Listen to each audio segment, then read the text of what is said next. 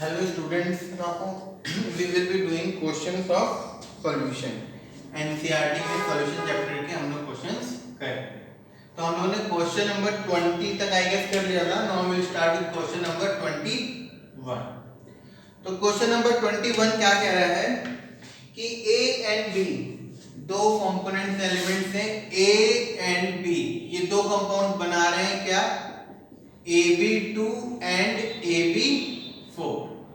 A and B क्या बना रहे हैं? AB2 and AB4. अच्छा, इनको डिसॉल्व किया गया है 20 ग्राम ऑफ C6H6. इसको भी आपने डिसॉल्व किया है 20 ग्राम ऑफ बेंजीन में, और इसको भी आपने डिसॉल्व किया है 20 ग्राम ऑफ बेंजीन में. आपने इन दोनों को डिसॉल्व किया है. ठीक है. अच्छा, 1 ग्राम AB2, जब आप 1 ग्राम AB2 आप डिसॉल्व कर रहे हैं तो आपका वेपर प्रेशर नहीं, फ्रीजिंग पॉइंट आपका लोअर हो रहा है बाय, आपका डेल्टा TF कितना आ रहा है? 2.3 केल्विन.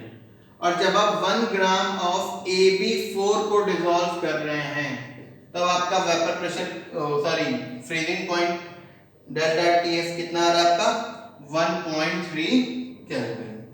ठीक है. तो हमें क्या निकालना है इसमें? Atomic mass of A and B निकालना है. Atomic mass of A and B निकालना है. और KF की वैल्यू हमें दे रखी है कितनी? 5.1 केल्विन kg पर मोल. ठीक है. तो अब ये जो है ये हमें क्या दे रखा है? W1 दे रखा है हमें. ठीक है. पहले AB2 की बात कर लो, ऐसे ले लो. AB2 के केस में W2 कितना है? 1 ग्राम. ठीक. अच्छा, W1 कितना है? 20 ग्राम. ठीक है. अच्छा, M2 क्वेश्चन मार्क. ठीक है. अच्छा, डेल्टा TF हमें पता है, डेल्टा TF हमें पता है. ठीक है. और हमें KF पता है. ठीक है. ये सारी चीजें हमें पता है. अब AB4 के केस में आ जाओ.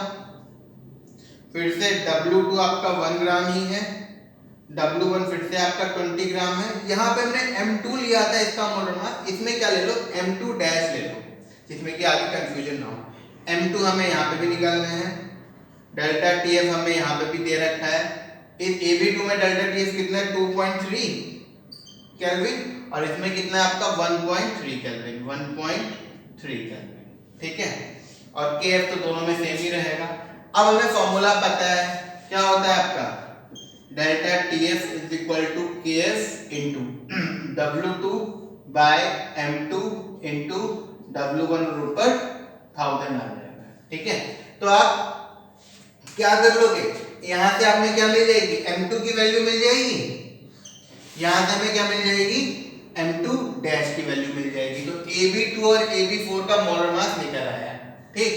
तो अब AB2 का मोलर मास M2 है, और यहां से AB2 का मोलर मास क्या हो जाएगा?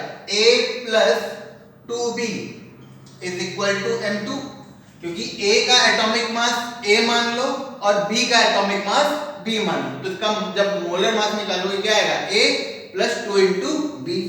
तो A plus 2 into B is equal to M2 आ जाएगा. और AB4 के केस में क्या हो जाएगा? A plus 4 into B.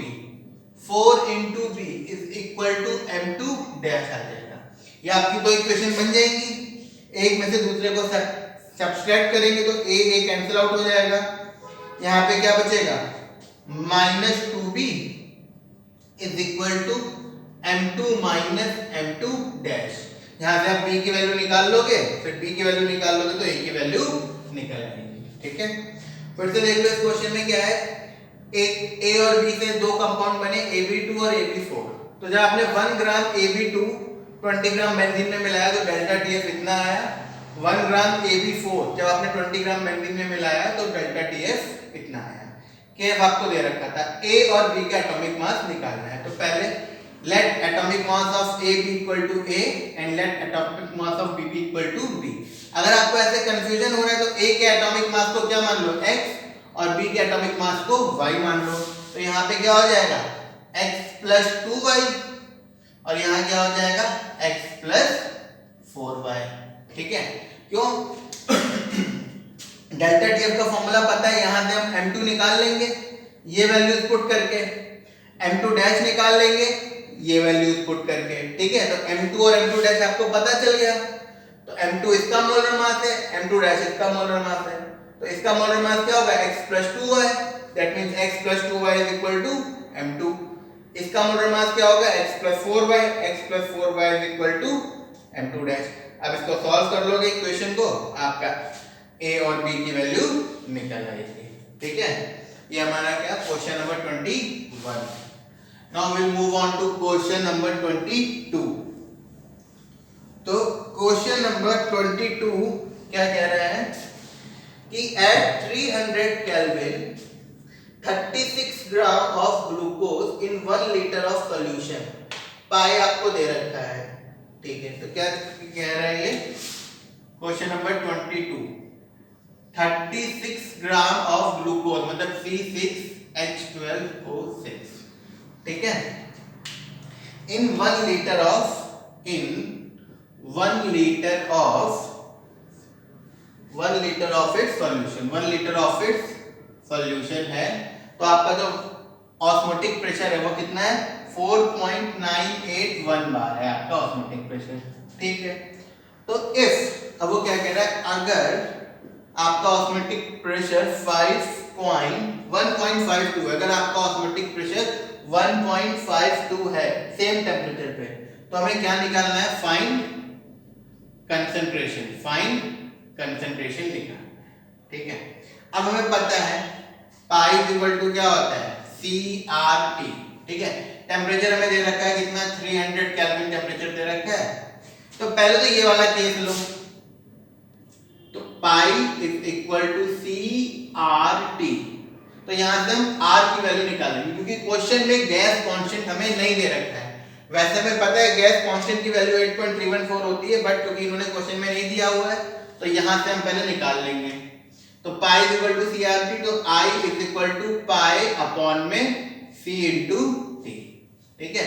C हमारा क्या है, मोलैरिटी है, मोलैरिटी आप निकाल लोगे, आपका कितना है 36 ग्लूकोज है, तो आप यहां से ग्लूकोज का मोलर मास कितना आता है 180, तो नंबर ऑफ मोल्स क्या हो जाएंगे 36/180, मतलब कि 36 5 जा 180, तो ये 1/5 आ जाएगा, कितना आ जाएगा 1/5, मतलब कि 0.2 मोल्स आ गए, ठीक। नंबर ऑफ मोल्स ग्लूकोज के कितने आ गए 0.2, और आपको वॉल्यूम पता है 1 लीटर, तो मोलैरिटी या फिर कंसंट्रेशन क्या हो गया 0.2 अपॉन में 1, कंसंट्रेशन क्या हो गया हमारा 0.2 अपॉन में 1 मोल पर लीटर हो गया कंसंट्रेशन, ठीक है। अब आप R निकाल लोगे, R इक्वल टू पाई की वैल्यू पता है, C पता है, T पता है, निकल आया यहाँ से। अब यहाँ पे आपको कंसंट्रेशन निकालना है, पाई कितना है 1.54 is equal to C into R, आप वहां से निकाल चुके हैं, वो वाली R की वैल्यू यहाँ पुट कर देंगे T, तो C is equal to 1.54 upon में R इंटू T, यहाँ से आपका क्या निकल आएगा, कंसंट्रेशन निकल आएगा इन मोल पर लीटर। कुछ नहीं करना है, सिंपल, देखो आपको इतना ग्लूकोज दे रखा है 1 लीटर सॉल्यूशन में, तो ऑस्मोटिक प्रेशर इतना है, तो जब इतना ऑस्मोटिक प्रेशर होगा तो उसका कंसंट्रेशन क्या होगा, ठीक है। तो simple pi is equal to CRT, यहां से निकल लिया R की value pi by C into T, concentration आपका निकल आया है 36 ग्लूकोज है तो नंबर ऑफ मोल्स निकाल लिए, अपॉन में 1 लीटर है तो 1 से कर दिया, ठीक। अच्छा, यहां से R की वैल्यू निकाल के ये पुट कर दी। अच्छा, एक तो ये हो गया, और एक आप सिंपल आप क्या लगा दो, पाई 1 इज इक्वल टू C1RT और पाई 2 इज इक्वल टू C2RT, ठीक है। पाई 1 बाय पाई 2, देखो R तो सेम ही रहेगा, टेम्परेचर भी सेम ही कह रहा है वो, तो RT कट गया, that means pi 1 by pi 2 is equal to C1 by C2, आप सीधे सीधे ये लगा दीजिए इसमें। तो पाई 1 कितना है 4.98, पाई 2 कितना है 1.54, C1 कितना है 0.2 अपॉन में 1, C2 आप निकाल लेंगे, सिंपल सा आप ये वाला कॉन्सेप्ट लगा सकते हैं, ठीक है। फिर क्वेश्चन नंबर 23 आपका क्या है, कॉन्सेप्चुअल क्वेश्चन है, थ्योरेटिकल है, आप करिएगा, ट्राई उसको, ठीक है। देन ऑन 24th भी आपका उसी टाइप का है, ठीक है। आपको वही बताना है कि कौन क्या फॉलो कर रहा है, कौन रॉड्स लॉ फॉलो कर रहा है, कौन पॉजिटिव डेविएशन, नेगेटिव डेविएशन, ये सारी चीजें इसमें आपको बतानी है। 25 भी सिमिलर है। अब क्या है क्वेश्चन नंबर 26। क्वेश्चन नंबर 26 ये क्या कह रहा है कि एक सॉल्यूशन है जिसकी डेंसिटी कितनी है 1.25 ग्राम पर ml, उसकी डेंसिटी है, ठीक है। और कितने हैं आपके 92 ग्राम ऑफ सोडियम आयन है, क्या 92 gram of Na plus ion है इन 1 kg, इन 1 kg। ये लेक वाटर है, तो हमें क्या निकालना है, मोलैरिटी निकालनी है। क्या निकालनी है हमें, मोलैरिटी निकालनी है, ठीक है। तो मोलैरिटी क्या होता है, number of moles of solute, number of moles of solute upon में volume of solution in litre. तो पहले number of moles of solute निकालो, ये आपका सॉल्यूट हो गया। तो क्या n is equal to 92, sodium का मास कितना होता है 23, ठीक है 3 4, तो 23 4 जा 92, तो नंबर ऑफ मोल्स हमारे कितने आ गए 4 आ गए, नंबर ऑफ मोल्स हमारे कितने आ गए 4 आ गए, ठीक। अब आपको सॉल्यूशन की डेंसिटी दे रखी है, ठीक है, लेक वाटर है उसकी डेंसिटी दे रखी है, तो वॉल्यूम निकालना है। तो डेंसिटी क्या हो गया आपका मास अपॉन वॉल्यूम, तो वॉल्यूम क्या हो जाएगा आपका मास अपॉन डेंसिटी। तो वॉल्यूम क्या हो जाएगा, मास कितना है 1 kg मतलब 1000 ग्राम, तो इतना सोडियम इतने ग्राम केजी में है, तो 1000 ग्राम प्लस 92, टोटल सॉल्यूशन जो हो जाएगा सॉल्वेंट प्लस सॉल्यूट, तो मास कितना हो जाएगा 1092 अपॉन में डेंसिटी 1.25। तो ये आपका यहाँ से क्या निकल आएगा, वॉल्यूम निकल आएगा ml में, उसको आप लीटर में कन्वर्ट कर लेंगे, फिर नंबर ऑफ फिर मोलैरिटी क्या हो जाएगी नंबर ऑफ मोल्स अपॉन में वॉल्यूम, ठीक है। ये क्वेश्चन 26 फिर से देख लो, इसमें क्या कहा जा रहा है कि एक लेक वाटर है जिसकी डेंसिटी कितनी है 1.25 ग्राम पर ml, उसमें 92 gram of Na plus ions present है इन 1 kg ऑफ वाटर। तो 92 ग्राम इन 1 kg ऑफ वाटर, तो हमें मोलैरिटी निकालनी थी। तो अब 92 ग्राम सोडियम है, तो हमने नंबर ऑफ मोल्स निकाल दिए 4 आ गए, ठीक। अच्छा डेंसिटी ऑफ सॉल्यूशन है, तो डेंसिटी क्या हो जाएगी मास ऑफ सॉल्यूशन अपॉन में वॉल्यूम, तो volume mass of solution upon में डेंसिटी। तो मास ऑफ सॉल्यूशन कितना है, वाटर 1 kg लिया है मतलब 1000 ग्राम, तो सोडियम कितना है 92 ग्राम, तो मास कितना हो जाएगा 1000 प्लस 92 इज इक्वल टू 1092, और डेंसिटी ये है। यहाँ से हमें वॉल्यूम पता चल गया, यहाँ से हमें नंबर ऑफ मोल्स पता चल गया, मोलैरिटी हमने निकाल ली, ठीक है। अब क्या है क्वेश्चन नंबर 27। देखो क्वेश्चन नंबर 27 में जो कॉन्सेप्ट यूज हुआ है ये हमारा 11th क्लास में इक्विलिब्रियम चैप्टर वाला कॉन्सेप्ट यूज हुआ है, ठीक है। तो इसमें जैसे कि क्या है कॉपर सल्फाइड है, ये ब्रेक हो रहा है, तो देखिए जैसे CuS है, ये जब टूटेगा तो क्या देगा, तो Cu2 प्लस देगा और H2 माइनस देगा, ठीक है। तो ये पूरी तरीके से डिसोशिएट हो रहा है। तो सपोज इनिशियली पहले हम देख लेते हैं, इनिशियली इसका कंसंट्रेशन सपोज क्या है S, सॉल्युबिलिटी है इसलिए हम लोग S ले रहे हैं, इसका कंसंट्रेशन 0, इसका स्मॉल s ले लो, इसमें कंफ्यूजन है, इसका कंसंट्रेशन 0। इक्विलिब्रियम पे ये पूरी तरीके से खत्म हो जाएगा क्योंकि पूरी तरीके से डिसोसिएट हो रहा है, तो इसका 0, इसका s और इसका s, ठीक है। अब हमें पता है कि जो कांस्टेंट होता है इसे हम क्या बोलते हैं इक्विलिब्रियम कांस्टेंट। इक्विलिब्रियम कांस्टेंट क्या होता है आपका, यहाँ पे कंसंट्रेशन ऑफ प्रोडक्ट्स 0 नहीं है 1 मान लीजिए, ठीक है। क्या होता है आपका इक्विलिब्रियम कांस्टेंट जो होता है आपका यहाँ पे कंसंट्रेशन ऑफ प्रोडक्ट्स अपॉन में कंसंट्रेशन ऑफ रिएक्टेंट, तो ये आप वो कर देंगे तो आपका क्या हो जाएगा KSP is equal to S into S upon में 1, तो K क्या हो जाएगा S स्क्वायर अपॉन में 1, इसका मतलब S square is equal to K, तो S इज इक्वल टू क्या हो जाएगा स्क्वायर रूट ऑफ K, ठीक है। तो अब आप क्वेश्चन देखिए, आपको क्या कह रहा है कि हमें सॉल्युबिलिटी प्रोडक्ट दे रखा है। सॉल्युबिलिटी प्रोडक्ट मतलब उसको हम KSP से रिप्रेजेंट करते हैं। K सॉल्युबिलिटी प्रोडक्ट कितना दे रखा है हमें, वो 2.45 into 10 to the power minus 3। तो हमें क्या निकालनी है, सॉल्युबिलिटी निकालनी है। तो यहाँ पे सॉल्युबिलिटी क्या हो जाएगी, solubility is equal to square root of 2.45 into 10 to the power minus 3। ये हमारी क्या हो जाएगी, सॉल्युबिलिटी। क्यों, s इज इक्वल टू क्या हो जाएगा, square root of root k, square root of root k। ये हमारा क्या हो जाएगा, s। ठीक है, तो यहाँ से हमारी क्या निकल आएगी, सॉल्युबिलिटी निकल आएगी। ठीक है, ये हमारा हो गया था क्वेश्चन नंबर 27। अब हम देखेंगे क्वेश्चन नंबर 28। क्वेश्चन नंबर 28 क्या कह रहा है, mass percentage of aspirin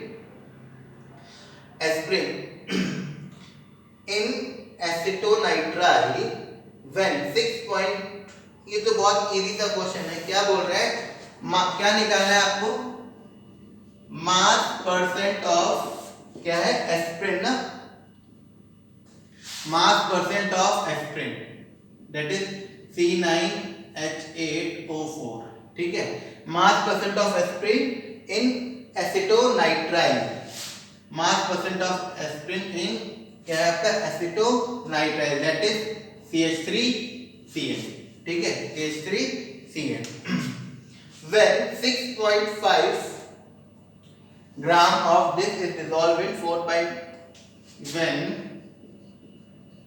6.5 gram of C9H8O4 is dissolved in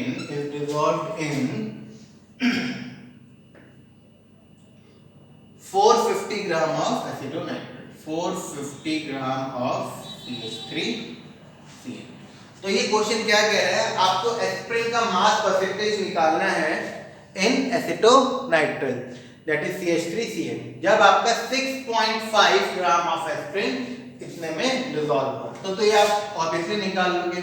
इसका निकालना है 6.5 ग्राम कितने में डिसॉल्व हुआ है, तो इसका मतलब परसेंटेज ऑफ एस्पिरिन क्या हो जाएगा, 6.5 डिवाइड बाय टोटल 456.5 into 100 है ना, क्योंकि मास परसेंटेज क्या होता है, मास ऑफ सॉल्यूट अपॉन में मास ऑफ सॉल्यूशन, दोनों को ऐड कर दिया into 100।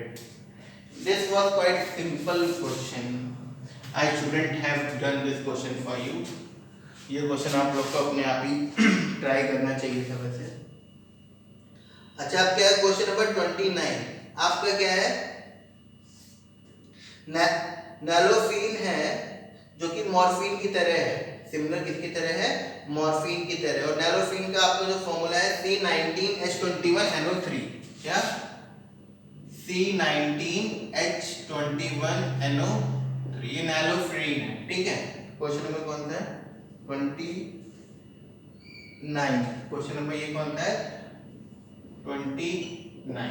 क्या है हमारा, 1 नैलोफिन किसकी तरह है, नैलोफिन आपका मॉर्फिन की तरह है। तो 1.5 मिलीग्राम, इसका कितना, 1.5 मिलीग्राम ऑफ नैलोफिन। ठीक है, 1.5 milligram of this is dissolved in,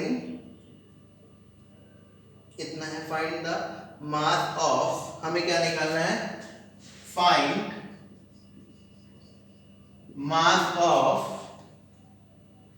1.5 into 10 to the power minus 3 m aqueous solution required, aqueous solution required। अच्छा, ये हमें क्या दे रखी है, मोलैरिटी दे रखी है। क्या दे रखी है, मोलैरिटी। तो इतना आपका नैलोफिन है। ठीक है, नैलोफिन हमारे पास कितना है, उसके लिए ये वाला सॉल्यूशन जो है उसका कितना मास चाहिए। ठीक है, एक्वस सॉल्यूशन है। ठीक है, तो हमें ऑब्वियसली वाटर का मास पता होना चाहिए। ठीक है, इसका एक्वस सॉल्यूशन है। तो अब हमें पता है मोलैरिटी क्या होता है, number of moles of solute upon में mass of solvent, mass of solvent in KG, यही तो होता है mass of solvent in KG. ठीक है, तो अब मोलैरिटी हमें कितनी दे रखी है 1.5 into 10 to the power minus 3 है इज इक्वल टू, अब नंबर ऑफ मोल्स आप निकाल लो से आई गेस, ये कितना है 1.5 मिलीग्राम है, तो नंबर ऑफ मोल्स कैसे निकालोगे 1.5 into 10 to the power minus 3 divide by इसका मोलर मास आप फाइंड कर लेंगे, कार्बन का 12 into 19 21 14 plus 48, तो मोलर मास निकल आएगा, मतलब कि आप यहाँ से n निकाल लोगे तो n आपको पता चल जाएगा, तो क्या मास ऑफ सॉल्वेंट क्या हो जाएगा आपका 1.5 into 10 to the power minus 3 into n। ठीक है, तो ये आपका मास ऑफ सॉल्वेंट आ जाएगा, किस में आ जाएगा केजी में आ जाएगा, किस में आ जाएगा केजी में आपका मास ऑफ सॉल्वेंट आ जाएगा। तो जितना भी मास आएगा उस मास को और 1.5 मिलीग्राम को आप ऐड कर देंगे तो मास ऑफ सॉल्यूशन हो जाएगा। ठीक है, फिर से देख लीजिए क्या कह रहा है 1.5 मिलीग्राम ऑफ नैलोफिन है हमारे पास। ठीक है, जो कि मॉर्फिन की तरह है, मतलब नींद के लिए यूज की जाती है। तो फाइंड मास ऑफ इस सॉल्यूशन का हमें क्या निकालना है, मास निकालना है। ठीक, तो हमें मोलैरिटी पता है, molarity number of moles of solute upon में mass of solvent in KG, तो number of moles of solute आप निकाल लोगे, गिवन मास 1.5 मिलीग्राम है, मतलब कि 1.5 into 10 to the power minus 3 ग्राम, यहाँ से मोलर मास निकाल लोगे तो उसको डिवाइड कर दोगे नंबर ऑफ मोल्स आ जाएंगे, तो मोलैरिटी क्या हो जाएगी नंबर ऑफ मोल्स अपॉन में mass of solvent in KG, तो आपका मास ऑफ सॉल्वेंट आ जाएगा this into number of mole, तो केजी में जो भी मास ऑफ सॉल्वेंट आ जाएगा उसमें सॉल्वेंट का मास ऐड कर दोगे तो उतना हमें सॉल्यूशन चाहिए, या फिर सॉल्वेंट ही केवल निकाल के आप छोड़ सकते हैं कि हमें इतना सॉल्वेंट चाहिए होगा। ठीक है, तो ये हमारा हो गया क्वेश्चन नंबर 29। अब हम देखेंगे क्वेश्चन नंबर 30।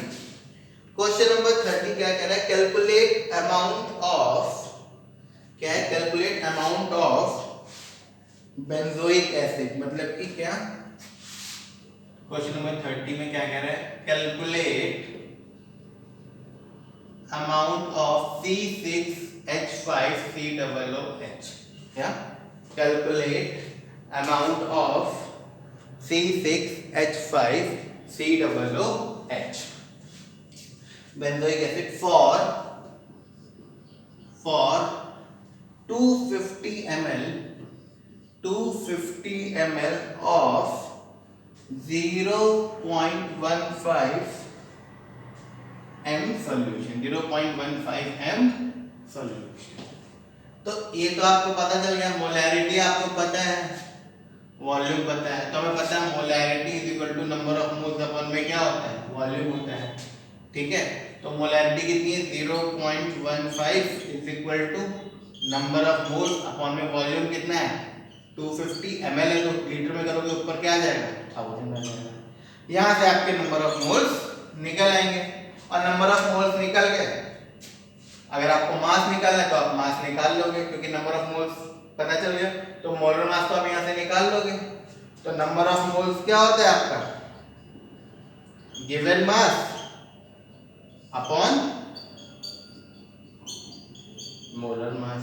ठीक है, नंबर ऑफ मोल्स क्या होता है हमारा गिवन मास अपॉन में मोलर मास। तो क्या कह रहा है calculate amount of benzoic acid for इतना सॉल्यूशन, ये कितना सॉल्यूशन है 250 ml सॉल्यूशन है जिसकी मोलैरिटी इतनी है, तो मोलैरिटी n अपॉन में v, तो यहाँ से हमने n निकाल लिया। ठीक है, n निकाल लिया तो गिवन मास आपका निकल रहा है। This is how we will solve question number 30। Now we will move on to question number 31.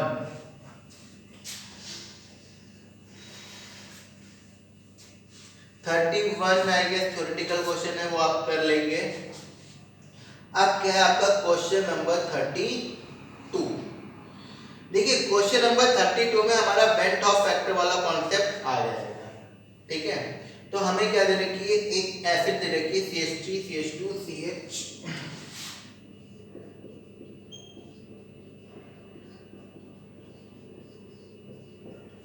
ठीक है, दे रखी है।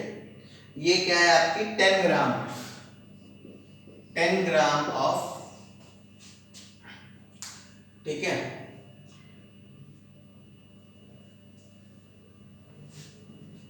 ठीक है, क्लोरोब्यूटेनोइक एसिड, ठीक है, 10 gram of chlorobutanoic acid is added to 250 gram of water, is added to 250 gram of water, इसमें हमने ऐड किए, ठीक है।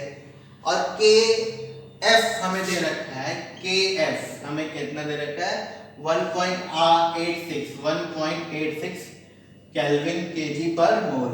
और के ए कितना दे रखा है हमें 1.4 into 10 to the power minus 3, 1.4 into 10 to the power minus 3 हमें दे रखा है, ठीक है।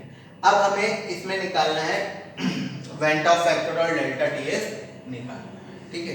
अब देखिए जब आपको के ए दे रखा है मतलब कि हमें क्या दे रखा है, डिसोसिएशन कांस्टेंट दे रखा है। तो अगर डिसोसिएशन कांस्टेंट की कुछ वैल्यू दे रखी है इसका मतलब ये पूरी तरीके से डिसोसिएट नहीं हुआ, क्या नहीं हुआ, पूरी तरीके से डिसोसिएट नहीं हुआ। तो पहले हम क्या करेंगे, इसकी रिएक्शन लिख लें, क्या CH3 CH2 CH Cl COOH। ये जब डिसोसिएट होगा तो क्या देगा आपको, एक तो इतना, क्या CH3 CH2 CH Cl COO minus plus, और क्या देगा H प्लस देगा, ये पे लिख लेते हैं प्लस H प्लस, ठीक है। तो शुरुआत में इसका कंसंट्रेशन क्या है C, इनका क्या है 0, इनका 0, ठीक, C और 0 और 0। कुछ टाइम बाद इसका कंसंट्रेशन क्या हो जाएगा C माइनस C अल्फा, इसका क्या हो जाएगा C अल्फा, इसका भी क्या हो जाएगा C, ठीक है, क्योंकि अल्फा डिसोसिएशन कांस्टेंट है तो इसका क्या हो जाएगा C माइनस C अल्फा, इसका क्या हो जाएगा C अल्फा, इसका क्या हो जाएगा C अल्फा, ओके, ये हमारा ओके। अब देखिए सबसे पहले यहाँ पे अभी जो हम देखेंगे यहाँ पे जो आपका Kc है, Ka क्या है, क्या हो जाएगा C alpha multiplied by C alpha upon में C minus C alpha, product upon reactant. तो Ka क्या हो जाएगा C into C square alpha square upon में C इंटू 1 माइनस अल्फा, ठीक है, तो C से स्क्वायर कट गया। अब 1 माइनस अल्फा लगभग 1 के बराबर हो जाएगा, तो Ka is equal to C alpha square, इसका मतलब alpha is equal to square root of Ka by C। ये हम लोग पहले भी ड्राइव कर चुके हैं बट आप भूल गए हों शायद, इसलिए ये हमने फिर से ड्राइव कर दिया। अल्फा हमारा क्या आ गया Ka अपॉन में C आ गया, ठीक। अच्छा C हमारा क्या है कंसंट्रेशन है, C हमारा क्या है कंसंट्रेशन है। अब हम क्या करेंगे कंसंट्रेशन निकाल लेंगे, उससे हमारा क्या मिल जाएगा अल्फा मिल जाएगा, ठीक है। तो अब हम कंसंट्रेशन जो निकालेंगे यहाँ पे जो हमारा कंसंट्रेशन है, क्वेश्चन इज मोलैरिटी ले या मोलैरिटी ले, तो कंसंट्रेशन में हम यहाँ पे मोलैरिटी निकालेंगे, क्या निकालेंगे मोलैरिटी, ठीक है। अच्छा ये हमें कॉन्सेप्ट पता है, ये तो मैं हटा भी सकता हूँ ना, हमें पता है alpha equal to Ka by C होता है, root of Ka by C, ये आपको पता होना चाहिए। This part I am erasing, ठीक है, ये हमारी रिएक्शन है। अब हमें पहले चीज क्या निकालनी, जब भी आपको Ka पता है तो पहले अल्फा निकाल लो, अल्फा इज इक्वल टू क्या होगा root of Ka by C। अब C क्या है, यहाँ पे हमें सॉल्वेंट का मास दे रखा है, तो आप C कंसंट्रेशन में आप क्या निकाल लो, यहाँ पे मोलैरिटी निकाल लो, तो number of moles of solute 10 upon में इसका मोलर मास निकाल लोगे, ठीक है, 1 2 3 4 48, फिर 3 4 5 6 7 प्लस 7 प्लस 32 प्लस 35.5, तो 8 9 10 15 2 22 2 3 4 5 6 7 8 12 22.5, तो क्या आ गया 122.5 अपॉन में mass of solvent in KG, तो ये कितना हो जाएगा 250 और ऊपर क्या आ जाएगा 1000, ठीक है। तो ये यहाँ पे आ जाएगा, तो मोलैलिटी क्या हो गई 10 इंटू 1000 अपॉन में 122.5 इंटू 250, ये हमारी क्या आ गई मोलैलिटी, मतलब कि कंसंट्रेशन। तो आपका कंसंट्रेशन आ गया, इसका मतलब हम यहाँ से क्या निकाल लेंगे, अल्फा निकाल लेंगे। अल्फा हमें यहाँ पे मिल जाएगा, क्योंकि हमें क्या दे रखी है, के की वैल्यू दे रखी है ना, हाँ के की वैल्यू हमने हमें दे रखी है, तो हमने वहां से क्या निकाल दिया, अल्फा निकाल दिया, ठीक। अब अल्फा आ गया हमारा। अब हमें क्या निकालना है, वेंट ऑफ फैक्टर। देखो जब भी क्वेश्चन में अगर डिसोसिएशन कांस्टेंट दिया हुआ है के, तो आपको पता होना चाहिए वहां पे हमें वेंट ऑफ फैक्टर का रोल आ गया, वहां पे हमें वेंट ऑफ फैक्टर का यूज करना है। अब वेंट ऑफ फैक्टर कैसे निकालोगे, कि हमें पता है number of particles after reaction and number of particles before reaction takes place. तो अभी ये कितने हैं बिफोर रिएक्शन, ये 1 है, ये यहाँ पे ये 0 है, ये 0 है रिएक्शन से पहले, क्योंकि जब रिएक्शन हुई तो केवल रिएक्टेंट है और एक मॉलिक्यूल है, तो इसका 1, तो ये 0 0। जब रिएक्शन हो गई, अगर ये पूरी तरीके से डिसोसिएट हो जाते तो ये खत्म हो जाता। अगर एक एग्जांपल आई एम टेकिंग, कि I am taking an example, अगर ये पूरी तरीके से डिसोसिएट हो जाता तो रिएक्शन के बाद यहाँ पे ये एक भी नहीं बचता, ये 1 बचते, ये 1 बचते, ठीक। तो अब आई क्या हो जाता उस केस में, आफ्टर रिएक्शन कितने हो गए, 1 + 1 2, और बिफोर रिएक्शन कितना है 1, तो आई क्या हो जाता उस केस में 2। अगर ये कंप्लीट डिसोसिएशन लिखा हुआ होता, बट कंप्लीट डिसोसिएशन लिखा हुआ नहीं है, क्यों, क्योंकि अल्फा से डिसोसिएट हो रहे हैं, ठीक है। तो आपका पहले तो वही रहेगा, इनिशियली ये 1 है, ये 0 है और ये 0 है, बट कुछ टाइम के बाद जब रिएक्शन होगी तो ये क्या हो जाएगा 1 माइनस अल्फा, ये क्या हो जाएगा अल्फा, ये हो जाएगा अल्फा, ठीक है। तो आफ्टर रिएक्शन क्या, आफ्टर रिएक्शन ये नंबर ऑफ पार्टिकल्स कितने हो गए, 1 minus alpha plus alpha plus alpha, तो अल्फा अल्फा कट गया, तो कितना हो गया आपका 1 प्लस अल्फा आफ्टर रिएक्शन। और बिफोर क्या है आपका 1 + 0 + 0, क्या है 1 + 0 + 0, तो कितना हो गया 1, ठीक है। फिर से देख लीजिए, क्योंकि डिसोसिएशन कांस्टेंट दे रखा है हमें, ठीक है, तो Ka क्योंकि हमें दे रखा है, इसका मतलब कुछ ना कुछ डिसोसिएशन हो रहा है, कंप्लीट डिसोसिएशन नहीं हो रहा है, थोड़ा बहुत डिसोसिएशन हो रहा है। तो इनिशियली 1 0 0 और अल्फा डिग्री ऑफ डिसोसिएशन निकल ही आया है हमारा, क्यों, क्योंकि अल्फा = Ka/C, ये तो बाद में क्या हो जाएगा 1 माइनस अल्फा, अल्फा और अल्फा, ठीक। तो after 1 minus alpha, alpha alpha इनको ऐड कर दिया, 1 minus alpha plus alpha plus alpha, alpha alpha cancel out, 1 plus alpha बचा, और बिफोर 1 + 0 + 0, तो इसका मतलब I = क्या आ गया, आफ्टर अपॉन में बिफोर, तो 1 प्लस अल्फा अपॉन में 1, इसका मतलब I = क्या हो गया 1 प्लस अल्फा, I = क्या हो गया 1 प्लस अल्फा।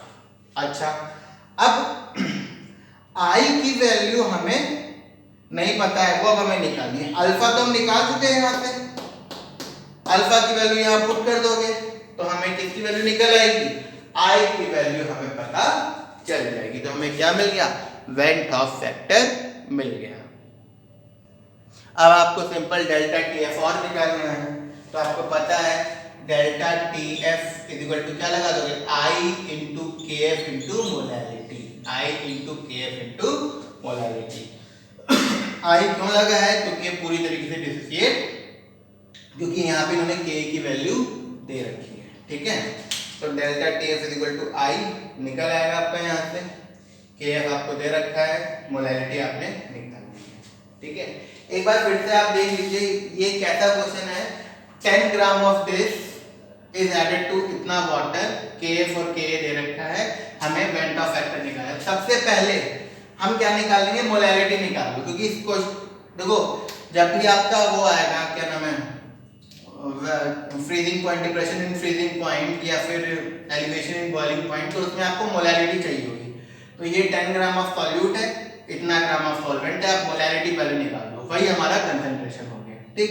फिर हमने क्या निकाली, अल्फा की वैल्यू निकाल दी, अल्फा = √K/C, C आपकी वही मोलैलिटी होगी, तो अल्फा निकल आया आपका। अब आपको ये बस याद रखना है, अगर इधर 2, अगर मान लो यहाँ पे 2 होता, ठीक है, तो ये 2 अल्फा हो जाता, ठीक है।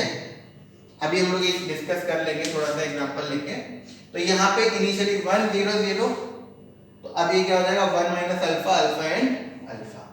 तो आफ्टर दिस रिएक्शन कितना हो गया 1 minus alpha plus alpha plus alpha, 1 plus alpha बचा, alpha alpha cancel, before 1 plus 0 plus 0।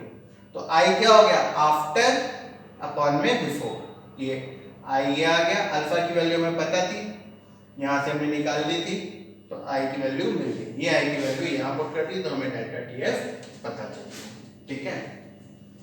अच्छा, इसी टाइप का एक और एग्जांपल अगर होगा तो अभी हम लोग कर लेंगे। ये हमारा कौन सा क्वेश्चन था, क्वेश्चन नंबर 32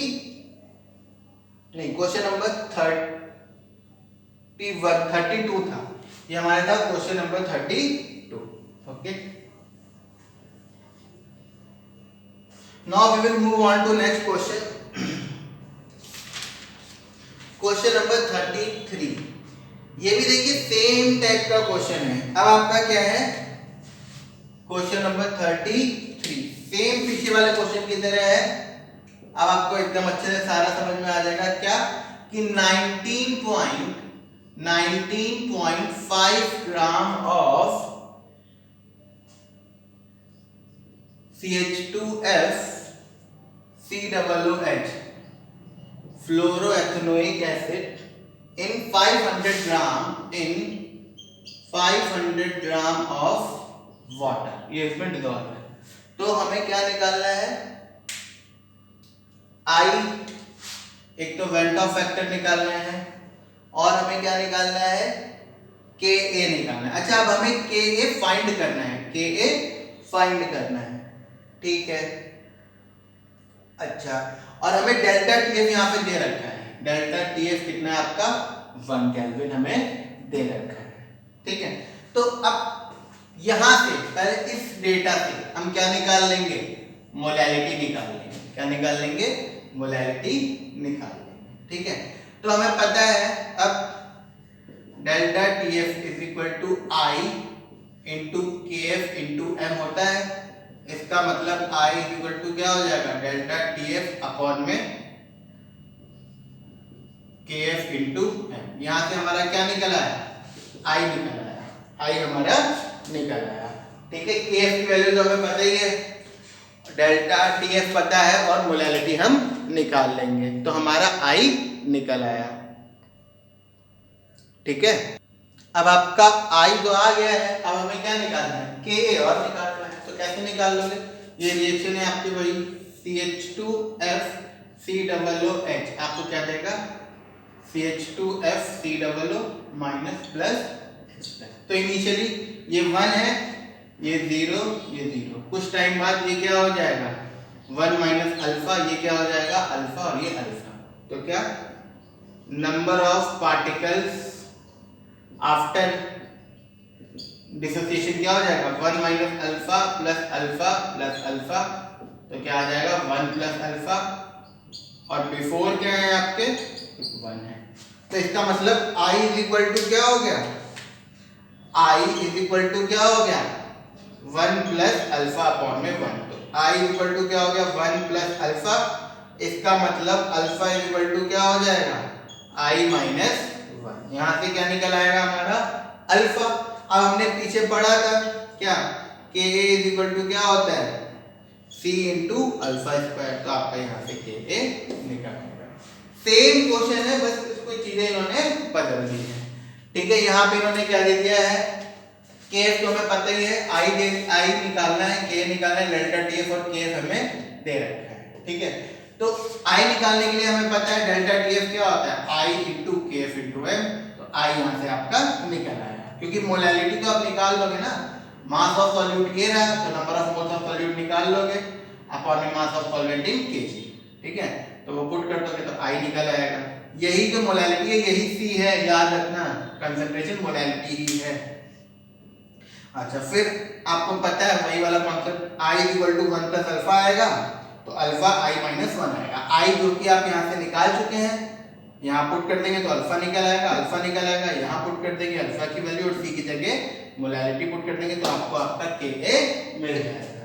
ठीक है, so this is question number 33। Now we will move on to next question, that is question number 34।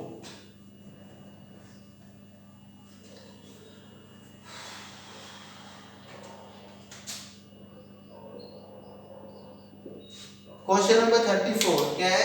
Vapour pressure of water at 293 kelvin is 17.535 mmHg। ठीक है, वेपर प्रेशर ऑफ वाटर, ठीक है, कितना है आपका? 17.535 mmHg। Find vapour pressure of water when, अब क्या है, हमें क्या निकालना है? वेपर प्रेशर ऑफ वाटर निकालना है जब क्या हो गया आपका 25 ग्राम of glucose, 25 gram of glucose is dissolved in 25 gram of glucose is dissolved in 450 gram of H2O, in 450 gram of H2O। ठीक है, तो वाटर हमारा सॉल्वेंट हो गया, तो हमें P1 नॉट पता है, P1 नॉट पता है 17.535। हमें निकालना है क्या है? P1 हमें निकालना है, P1 हमें निकालना है। ठीक है, W1 हमें पता है 450 है, ठीक, W2 हमें पता है 25 ग्राम है, ठीक है, M2 भी हमें पता ही है, ग्लूकोज का 180 ग्राम आएगा लग, ठीक है। अब आपका फॉर्मूला पता है हमें क्या? P1 not minus P1 divide by P1 not is equal to H2। ठीक है, तो यहाँ से आप मोल फ्रैक्शन निकाल लेंगे। ठीक है, मोल फ्रैक्शन आप निकाल लेंगे, किसका? ग्लूकोज का मोल फ्रैक्शन निकाल लेंगे। तो आपको P1 नॉट पता है, P1 की वैल्यू आपकी यहाँ से निकल आएगी, P1 की वैल्यू आपकी यहाँ से निकल आएगी। ठीक है, P1 not minus P1 upon में P1 not is equal to mole fraction of, ठीक है, तो यहाँ से आपकी P1 की इसकी वैल्यू निकल आएगी। ठीक है, तो ये हमारा क्या हो गया 34। ये तो सिंपल आपका वेपर प्रेशर वाला कॉन्सेप्ट यूज हो गया जो हम लोगों ने किया था, relative loading of vapour pressure. अच्छा, फिर आपका क्या है 35, क्वेश्चन नंबर 35 भी सेम पैटर्न है। इसमें क्या दे रखा है? Henry's law constant for molarity of methane in C6H6 is, हमें हेनरीज लॉ कांस्टेंट दे रखा है 4.27 into 10 to the power 5। Find solubility of methane under, क्या प्रेशर हमें कितना दे रखा है? 760 mmHg, 760 mmHg। तो इसमें हमें कुछ नहीं है, KH की वैल्यू दे रखी है, प्रेशर दे रखा है, हमें पता है P इज इक्वल टू क्या होता है?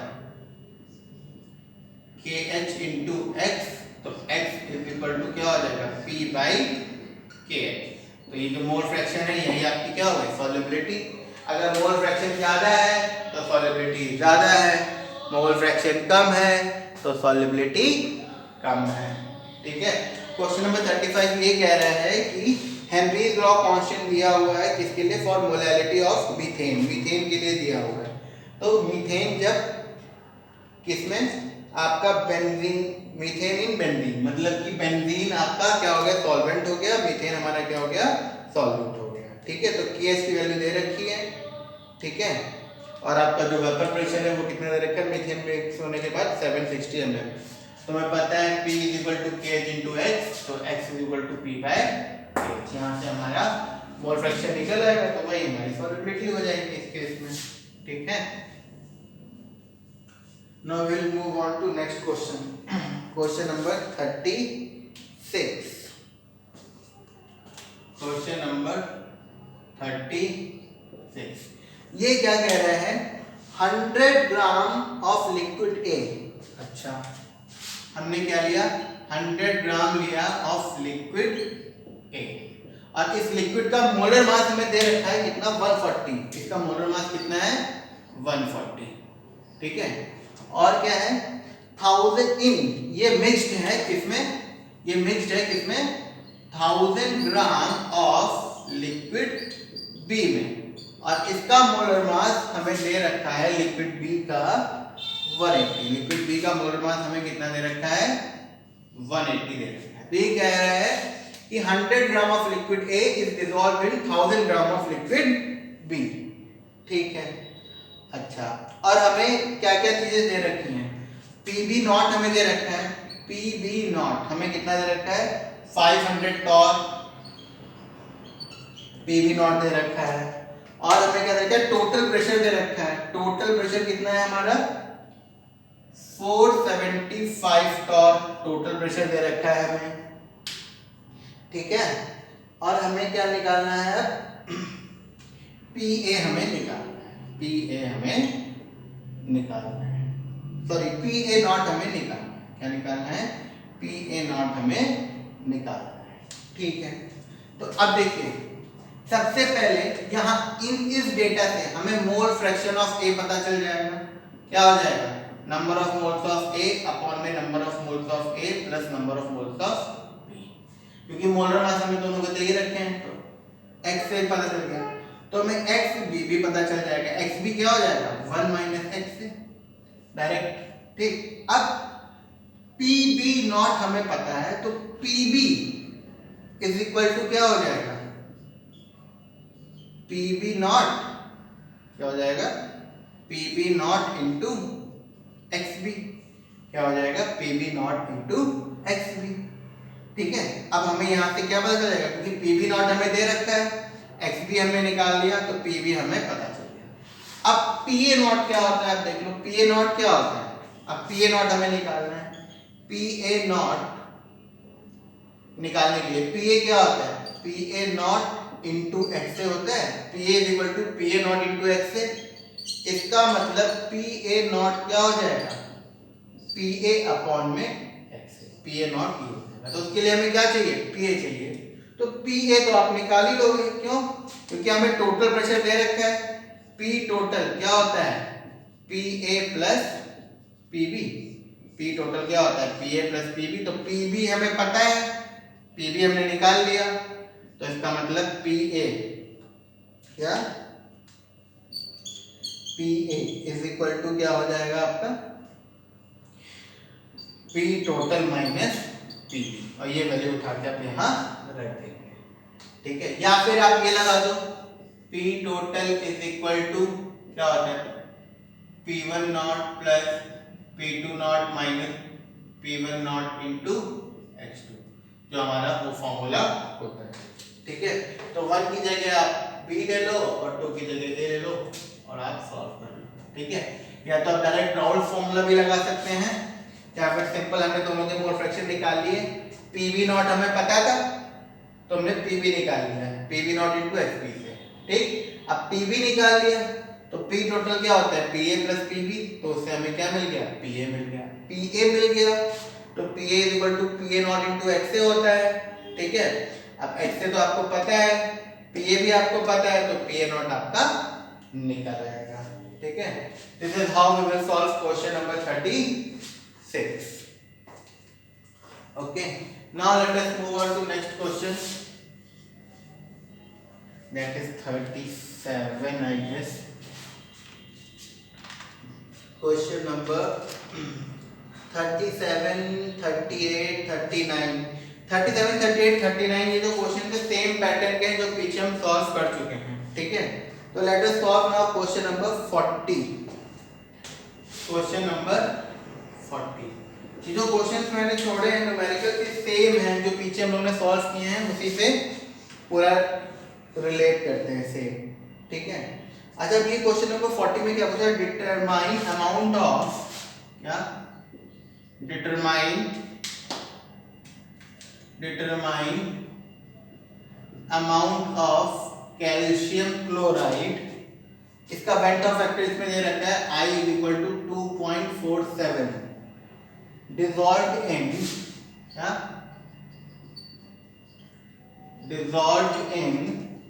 2.5 liter of water, 2.5 liter of water, such that at 27 degree Celsius, pi is equal to 0.75 atm, pi is equal to 0.75 atm। तो ये आपका क्या है, हमें अमाउंट ऑफ CaCl2 निकालना है, ठीक है, अमाउंट ऑफ CaCl2 निकालना है जब 2.5 लीटर के आपका वाटर है, जब आपका टेम्परेचर 27 है और ये आपका इतना है। तो वेंट ऑफ फैक्टर दे रखा है, तो ऑब्वियसली आपको क्या लगाएंगे formula, pi is equal to I into CRT। तो pi is equal to I into C की जगह क्या हो जाएगा, N2 अपॉन में V इंटू RT, ठीक है, या फिर पाई इज इक्वल टू क्या हो जाएगा, I इंटू N2 की जगह क्या हो जाएगा, W2 divide by M2 into RT। R gas constant आपको पता है, टेम्परेचर 27 है, तो आपका क्या हो जाएगा 27 प्लस 273, तो कितना हो जाएगा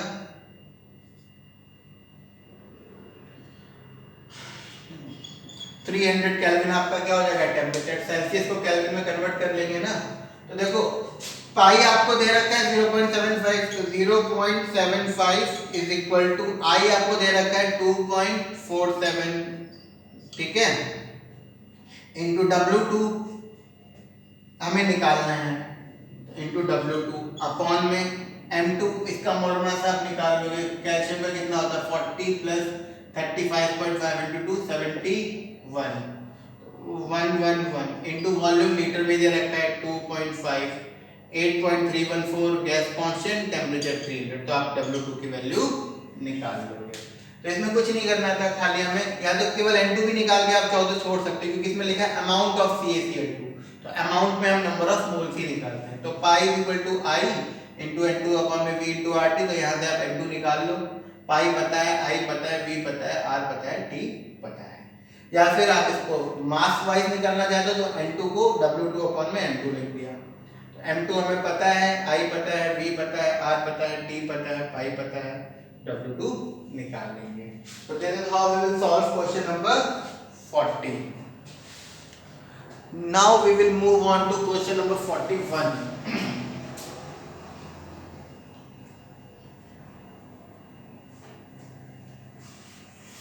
अब जब हम बात करते हैं क्वेश्चन नंबर 41, तो ये क्या कह रहे हैं, डिटरमाइन पाई, क्या निकालना है हमें, ऑस्मोटिक प्रेशर निकालना है ऑफ अ सॉल्यूशन, एक सॉल्यूशन है जिसमें 25 क्या लिखा है 25 मिलीग्राम ऑफ K2SO4, क्या K2SO4 in 2 liter of H2O, in 2 liter of H2O completely dissociates, क्या completely dissociates। अब ये क्वेश्चन आप देखिए 25 मिलीग्राम, 25 मिलीग्राम ऑफ K2SO4, अब यहाँ पे देखिए कंप्लीट डिसोसिएशन लिखा हुआ है, ठीक है, तो अल्फा का कोई रोल नहीं है। आप पहले तो K2SO4 को तोड़ लो, K2SO4 जब डिसोसिएट होगा क्या देगा 2K प्लस SO4 माइनस, तो शुरुआत में यहाँ 1 है, यहाँ 0, यहाँ 0, जब रिएक्शन हो गई पूरा डिसोसिएट हो गया तो यहाँ 0 हो गया, यहाँ कितने हो गए 2 हो गए, यहाँ कितना हो गया 1 हो गया, ठीक है। तो यहाँ पे नंबर ऑफ पार्टिकल्स कितने हैं 1 1 प्लस 0 प्लस 0, यहाँ पे कितने हैं 0 प्लस 2 प्लस 1 कितने हैं 3, तो I इज इक्वल टू क्या हो गया 3 अपॉन में 1, इसका मतलब I इज इक्वल टू क्या हो गया 3, ठीक है। यहाँ पे देखो पूरी तरीके से डिसोसिएट हो गया ना, वो कह रहा है, तो अल्फा का कोई चक्कर ही नहीं है। अगर आपको अल्फा वाइज भी देखना है तो अल्फा की वैल्यू यहाँ पे क्या हो जाएगी 1 हो जाएगी, अल्फा की वैल्यू क्या हो जाएगी 1, ठीक है। तो यहाँ पे क्या हो जाएगा 1 माइनस 1 अल्फा ठीक है। यहाँ पे क्या हो जाएगा 2 अल्फा, क्योंकि 2 जो जो स्टोइचोमेट्रिक कोफिशिएंट है वो तो उतारोगे ही, साथ में अल्फा, यहाँ पे 1 अल्फा। अब अल्फा की वैल्यू क्या है 1, तो 1 माइनस 1 क्या हो गया 0, 2 इंटू 1 क्या हो गया 2, 1 इंटू 1 क्या हो गया 1। ठीक है, तो ये आपका i क्या हो गया 3/1, i क्या हो गया 3। अब आपको पता है pi is equal to i into C R T. Pi is equal to क्या होता है i into C R T, तो आप पाई निकाल लोगे, i पता है, c यहाँ से आप नंबर ऑफ मोल्स निकाल लोगे 25 मिलीग्राम है, K2SO4 का आप पाउडर मास निकाल लोगे, और वॉल्यूम आपको पता है। ठीक है, तो यहाँ पर लिख लो pi is equal to I into N2 upon में V into R into T. ठीक है, आर इंटू टी। टेम्परेचर आपको दे रखा है, आर आपको पता है, और अगर टेम्परेचर नहीं दिया हुआ होगा तो आप 298 केल्विन ही लेके चलना। ठीक है, क्या लेके चलोगे 298 केल्विन। ठीक है, तो ये हमारा क्या हो गया pi is equal to I C R T. ठीक है, pi is equal to I C R T, और आई आपको पता है 3 है, पाई हम निकाल लेंगे, N2 अपॉन में V, R की वैल्यू पता है, T की वैल्यू पता है। ये हमारा क्वेश्चन नंबर 41। तो this completes our numericals of chapter solution के हमारे सारे NCERT के न्यूमेरिकल्स हो गए हैं। ओके।